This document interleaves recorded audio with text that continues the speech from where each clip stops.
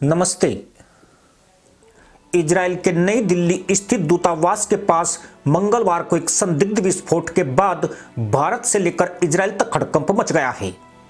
Delhi police से लेकर Israeli खुफिया एजेंसी तक एक्शन में आ गई है। इजरायल ने इस विस्फोट को एक संभावित आतंकी हमला करार दिया है। साथ ही अपने नागरिकों के लिए यात्रा चेतावनी भी जारी कर दी है। इजरायली नागरिकों को चेतावनी दी गई है कि वे भीड़ भरी जगहों और उन स्थानों पर जाने से बचे जिसे आमतौर पर माना जाता है कि यह यहूदियों और पश्चिमी देशों के नागरिकों का पसंदीदा ठिकाना है। आपको बता दें कि दिल्ली पुलिस को सबसे पहले मंगलवार शाम करीब 5:45 पर दूतावास के पीछे विस्फोट के बारे में कॉल मिली थी, जिसके बाद जिला स्टाफ स्पेशल सेल और दिल्ली फायर सर्विसेज की टीमों को मौके पर भेजा गया। नई दिल्ली में यह विस्फोट ऐसे समय पर हुआ है जब ठीक एक दिन पहले ही इजरायल ने सीरिया में ईरानी सेना के एक ब्रिगेडियर जनरल रजी मौसावी को सीरिया में मार गिराया था। इसके बाद ईरान ने बदला लेने की धमकी दी थी। इजरायल के हवाई हमले में ईरानी सेना IRGC के ब्रिगेडियर रजी मौसावी की कल सीरिया की राजधानी दमिश्क में मौत हो गई। ब्रिगेडियर रजी मौसावी ईरान की कुद्दुस फोर्स के पूर्व मुखिया कासिम सुलेमानी का करीबी था। सुलेमानी को इराक में अमेरिका ने एक ड्रोन हमले में मार गिराया था। रजी मौसावी पर हमले के बाद ईरान के राष्ट्रपति इब्राहिम रईसी ने प्रण किया है कि इजरायल को निश्चित रूप से इस हमले की कीमत चुकानी होगी। ईरानी राष्ट्रपति के इस बयान के बाद दिल्ली में इजरायली दूतावास के पास संदिग्ध धमाका हुआ है, जिससे यह संदेह जताया जाने लगा है कि कहीं यह ईरानी खुफिया एजेंसियों उनके समर्थकों की हरकत तो नहीं है।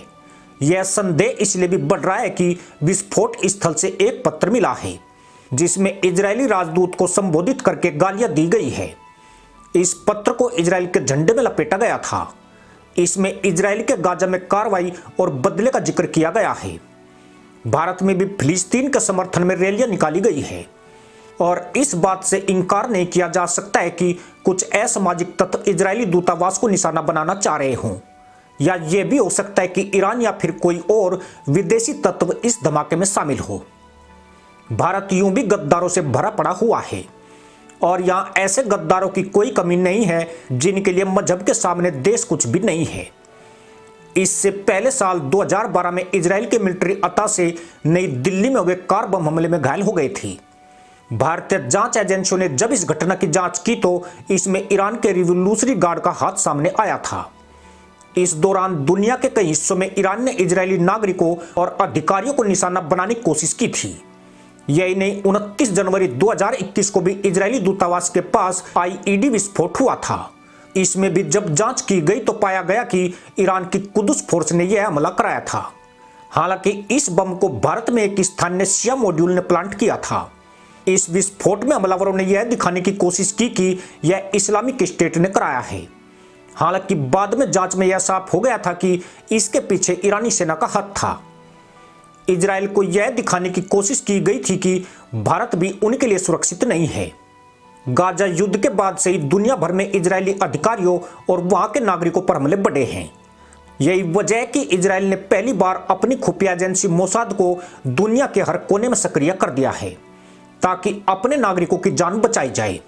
लेकिन ईरान ने भारत में स्थित इजरायली दूतावास पर जिस तरह हमला कराया है वो किसी भी तरह स्वीकार्य नहीं है और भारत को इसके लिए आवश्यक कदम उठाने पड़ेंगे ताकि भविष्य में ईरान ऐसी गुस्ताखी दोबारा न कर सके। हालांकि फिलहाल इस हमले की जांच की जा रही है और यह पता लगाया जा रहा है कि क्या सचमुच इसके पीछे ईरान का हाथ हो सकता है। इसी के साथ अनुमति दोस्तों, जय हिंद, वंदे मातरम।